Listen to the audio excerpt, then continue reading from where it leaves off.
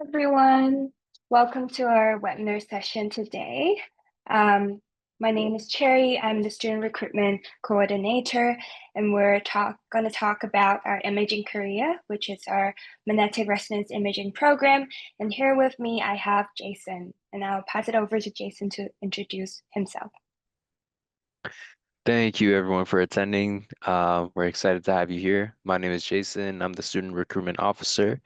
I work closely with Cherry, and you might have seen us at some events. If not, you might see us at some future events. But essentially, we're here to help you make that right choice in um, terms of what you want to do next for uh, your career, whether you're starting new, whether you want to continue your studies. We want to guide you every step of the way. So we want to thank you. And we actually have two amazing guests with us. And I'll pass it over to Agata to introduce herself. Hi, good evening. Thanks for having me join this webinar. My name is Gado Fadul. I'm the academic chair of the MRI program here at Michener. Really pleased to be here to be able to support any questions. I am an MRI technologist by trade myself and worked in that space for many years. So if you're not sure about what the profession entails and wondering about what it is that you'd be doing, I'm happy to take any questions and provide some insight on that. So thanks for being here. Great. So I'd like to start by a land acknowledgement. So the sacred land on which the Michener Institute operates has been and continues to be the traditional territory of Huron-Wendat, the Seneca, and the Mississaugas of the Credit River, among many other unnamed and unrecognized Indigenous communities. Michener stands on land protected by the Dish with One Spoon Treaty between the Anishinaabe, Mississaugas, and Haudenosaunee that bound them to share the territory and protect the land. We recognize that this agreement is not a thing of the past, but a promise that we honor today and into the future. We share the responsibility of taking care of this land and transforming our personal and institutional relationships. We acknowledge that it is our collective responsibility to strengthen our ties within the communities we serve and practice healthcare in a way that advances the Truth and Reconciliation Commission's 7 health-related recommendations. So, what exactly is MRI? MRI is an imaging modality that uses powerful magnets to create images of the body used as an aid to diagnose patients, for instance, tumors or blood vessels. MRI technologists both operate MRI scanners and monitor and care for patients undergoing MRI procedures. And now we're going to invite Gada, who's our academic chair of the program, to talk more about the program. Thank you, Gada. Hi there, thanks. So the MRI First Discipline program is basically a relatively new program. We're now in the 3rd running of this program. It has been opened for potential individuals without any previous healthcare background to have the opportunity to pursue MRI profession. So it is a full-time 2-year program. It is a full-time program. It does have both online and in-person activities. So if you are looking to enroll in this program, it really does need to be top priority. It is a heavy workload, and in order to be successful, you do have to give 100% to ensure that you are successful from an academic point of view. Ultimately, the program is designed to help you in the first year by taking courses. So these are didactic courses that help you develop your knowledge about the MRI profession, safe practice, how you prepare patients, etc. And then you move into 2nd year where you actually do a clinical placement for 8 months, so 30 weeks in total. With the clinical placement, you may have to relocate out of the GTA to complete this clinical placement. And then upon completion of the program, you qualify to write the CAMRT certification exam, which allows you to pursue registration and practice if you were successful. So that's really a nutshell of the educational pathway, but I'm happy to take any questions at the end if you need more information. Thank you, Gada. What would you say is the most special about the program, and what are the alternative pathways in the program? So I think Michener, we for many years have educated MRI professionals. And so the program is unique in that we have created this full-time program, and we really have designed this program to speak to the needs of our learners coming in. We have a diverse group of people from high school, people from university with university degrees. So we have a wide range of people, and we really have designed our program to be able to speak to everybody so that everybody is set up for success.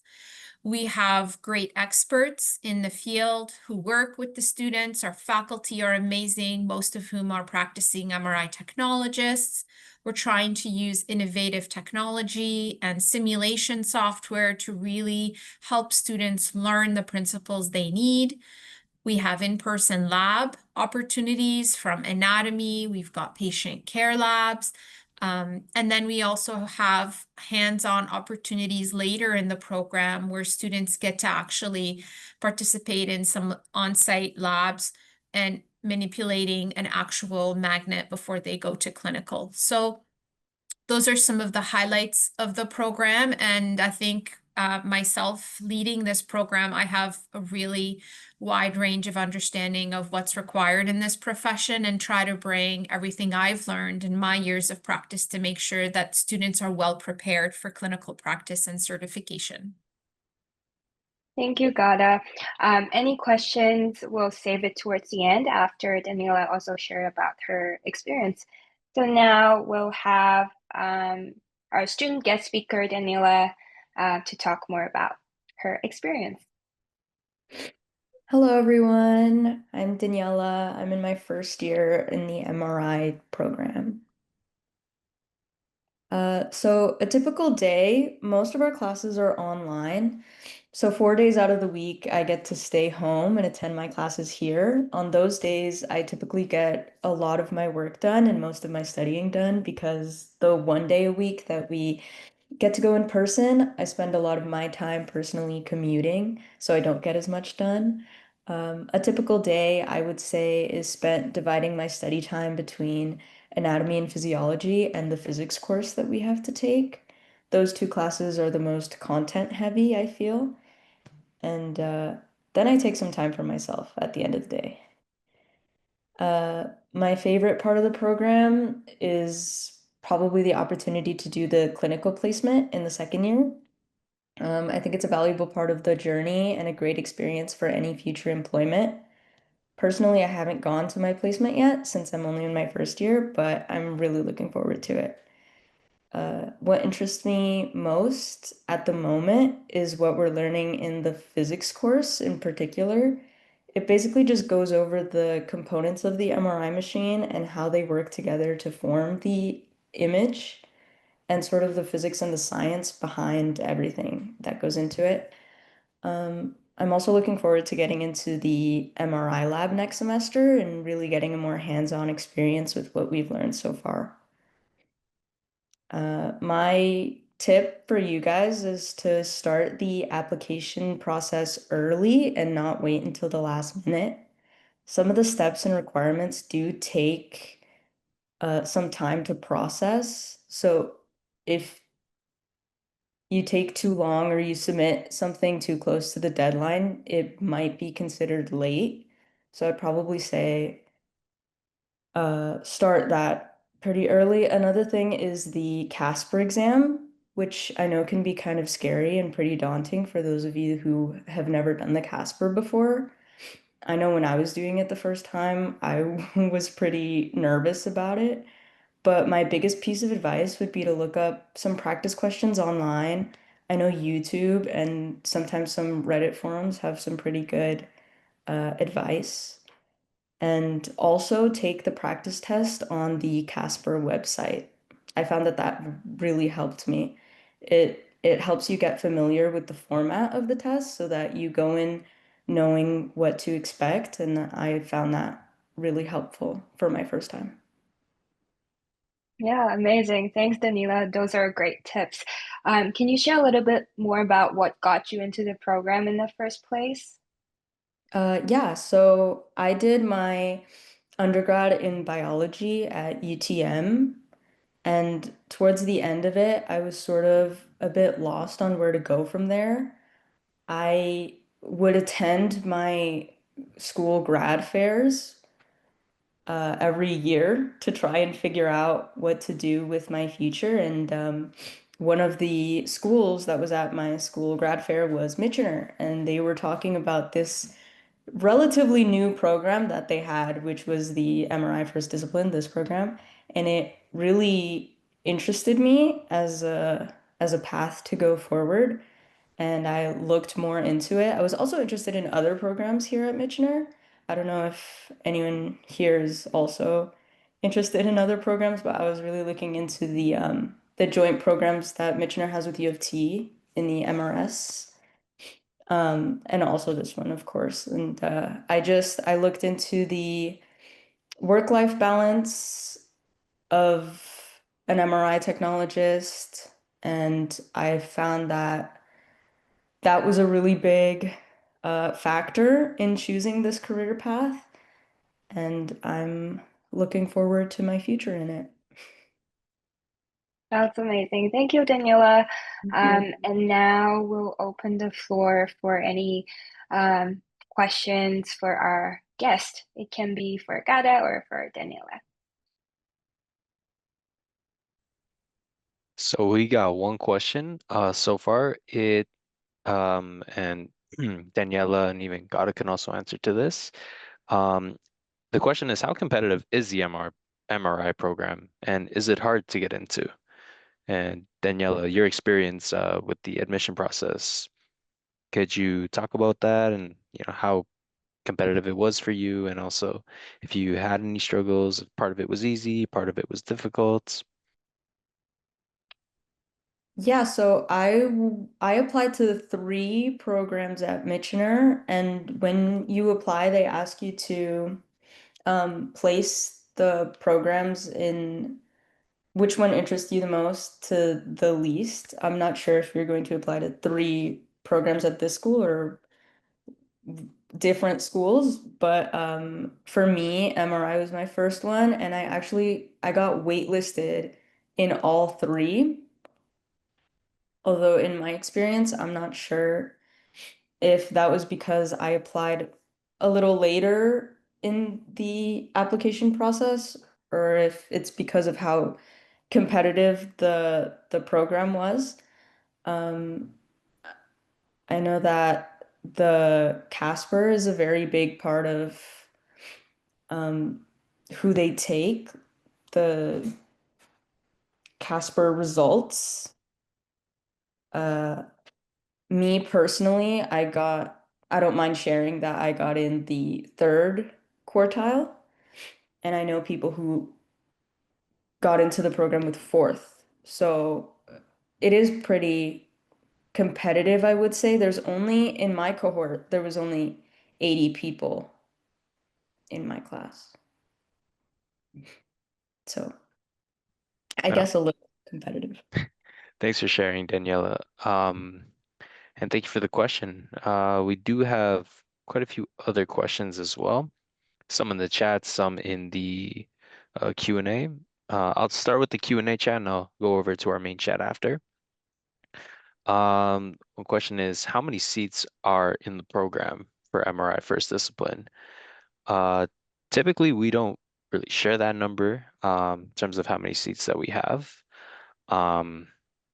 That's something that we don't really disclose with anyone. Next question is actually, this one's for you, Danielle, again. So what made you pick MRI over the MRS program? Um, for me, it was the time that it would take to complete the program personally. I think that the MRS programs are a really good option as well, but the it would take 3 years to complete an MRS program, whereas the MRI program is only a 2-year program, and that was big for me personally.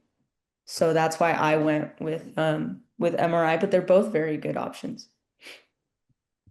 So thank you. And another question we have is, does the Michener Institute provide counseling to internationally educated graduates? The answer is, like, in terms of, not too sure who asked this question. This was anonymous, but if you're asking about like support with the process of how to apply, we definitely can walk you through that process. Yeah, we're definitely, and one thing I will also say is we love international students to apply. If there's any international students listening to this webinar, we encourage you to apply as soon as you can. Reason being is because we do know that the study permit may take some time to process. So say you apply today, you apply tomorrow, we will fast track your application. All right, and then we got Gracia Park. She asked, usually how many hours do you put into the workload per day? And the one day with the in-class work, can you tell us a little bit more about how that day works or how that day looks like? Sure. So for the workload per day, you spend quite a bit of time in class. Most of your classes are going to be 3 hours long, and you do have class 5 days a week. So um, classes take up a lot of time, and then on top of that, you have to, do your readings and then study. So it does take up quite a bit of time, and it's it's very content heavy. So you are gonna have to commit and dedicate a lot of time to this program. For the in-person day, it's mainly, for now, it's a tutorial for the physics course in the morning, and then we have an anatomy lab in the afternoon, which is not hard. It's a it's a pretty chill lab. So Do you want to add, just when we get into the later semesters, just because Daniela hasn't gotten to those later semesters, the schedule may change where you might actually have to be on site. We try to kind of stay around 2 days a week, on site. However, it's just logistically based on sort of organizational resources and our ability to schedule. So you do have to be adaptable and flexible with your schedule. The in-person labs are all mandatory, so you cannot miss. These are really important to your success in the program. And the other thing is, we really also, you can expect that many of the assessments will take place on site as well. So you may have to commute in for midterms, final exams for sure. So just be cognizant that yes, it is a hybrid program with some online elements, but some significant in-person components, and that you do have to be able to, be adaptable and flexible to meet those scheduling and it varies across the semesters what your schedule might look like. All right, got it. Thank you for sharing that, Danielle. Thank you again. Another question from an anonymous attendee. They said, what are some of the differences between the first discipline and the other MRI program? Now, the main difference between the two is first discipline. So the other MRI program is for those who they are an imaging professional of some sort, whether that is within nuclear medicine, radiological technology, radiation therapy, or ultrasound. So that's the main thing. And they're essentially adding another layer of experience to what they already have. Whereas first discipline, you are essentially just starting out in the role. Um, that's really the main difference, if I'm not mistaken. God, if there's anything else that you might want to add quickly to that. Yeah, so the imaging professionals program is designed for folks who are registered medical radiation imaging technologists, as Jason reiterated. The two programs are very unique. The first discipline program is designed for anybody without any previous healthcare or imaging background. So we've opened up access to more folks to pursue the profession, but the programs are very different from each other, and that's why it's based on the admission requirements. Thanks, Gada. Andrew asked a question. He said, what are some courses that you need to take in either high school or another university to ensure success into getting into the program? Essentially, there are a couple ways you can get into the program. So one way is obviously to use your high school credentials, as long as you have a minimum of 85 in overall and also within English, biology, and math. The other way to get in would be, for example, if you have a year of university completed and you have bio done and math done sometime within that first year.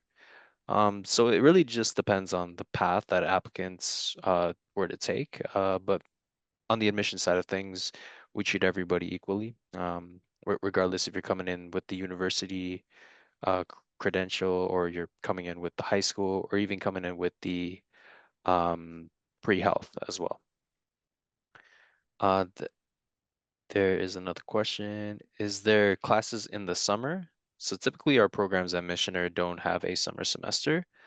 There's only one regard to that. One of our other programs, the chiropody program, has a January intake as well for next year, and it's actually going to be back-to-back semesters. But other than that, our classes and our programs all run in the fall, one intake. An anonymous attendee said, is it true that applicants must complete 2/3 of the prerequisite grade 12 English bio math by February 1st OCAS deadline? Ideally, it'd be great if you had that under your belt, but we also understand that, you are in grade 12. If there are, for example, if there's a math and bio, you're doing that in your final semester, we will understand that and say we do move forward with you in the application process and the admission process. You will get a conditional offer. And then once everything is completed, your final marks are submitted. They all come towards our admission team. As long as everything checks out, then you will receive that official offer. Are the online classes synchronous? Daniela, would you reiterate on the kind of like the online aspect of the MRI First Discipline program, please? Yes, so all the classes online are synchronous. They are live, but they might be recorded for accessibility purposes. There might be some variation, just so folks know. So again, that's recordings may or may not be available based on faculty and courses. So there's some nuances. And then we may have a couple courses where some recordings may be asynchronous, but we do try and make sure that the bulk of the delivery is synchronous delivery so that the students have the supports in place. Awesome. Thank you for that input. Another anonymous attendee said, what is the difference between an MRI tech and a radiologist technician? And what is the work-life balance like? Sorry, is that a radiological technologist? The question says radiologist. Radiologist is the physician who interprets the imaging. So you would have to go through medical school and specialize in radiology. An MRI technologist is the individual that operates and that generates the imaging. So in terms of work-life balance, so an MRI technologist does work shifts. They can work in hospitals, they can work in clinics. MRI scans can operate anywhere from 16 hours a day to 24 hours a day based on where you work. Does involve shift work, weekends, call. So it's not, if you're looking for a Monday to Friday day job, this isn't it. So just so that people are aware. That was yes, thank you, Gada. Then the last one I have on the Q&A chat, it says, if I were to graduate from Michener after completing the MRI First Discipline, how easy would it be to get a job after? Could I apply to work at a private MRI clinic / institution or just the hospital? So with Michener's graduation success rate and in terms of finding a job after, we have about 92% of those who graduate with us, they find a job within 7 months. And actually, because you do have the option and you do have the clinical aspects as well attached to this program. So you're going to have experience right before you graduate and also, of course, right before you are licensed. And we also have about 80% of our over 80% of our graduates end up working at the place that they did their placement. So in terms of getting the job, it's definitely out there for sure. It's definitely something that you can get sometimes almost instantly. You might get it before graduation, maybe it might come a little bit after. But what I could say is you'd be in good hands. Now, in terms of where you would be working after, definitely a hospital, but you don't want to be limited to that, of course. Anywhere that they need an MRI technologist. So even if that is at a private MRI clinic or maybe an institution as well, or who knows, you might even come to work at Michener one day. You never know where the road takes you, but you definitely have options as well. All right, so that was the Q&A part because I do see there are also some questions in the chat as well. So I'm just going to go through that. Charles asks, how often might you expect to be exposed to bodily fluids or deal with death as an MRI tech working in a hospital? I can take that one probably. Thank you. So bodily fluids, of course, you're in a healthcare setting, which is why we prepare our students to wear PPEs, which are protective equipment, to be safe. That's to keep yourself safe and others around you. So we do administer intravenous injections. You do have to inject contrast into folks. So yes, bodily fluids for sure. In terms of death, I've never encountered that myself in my profession, and I practiced over 16 years clinically.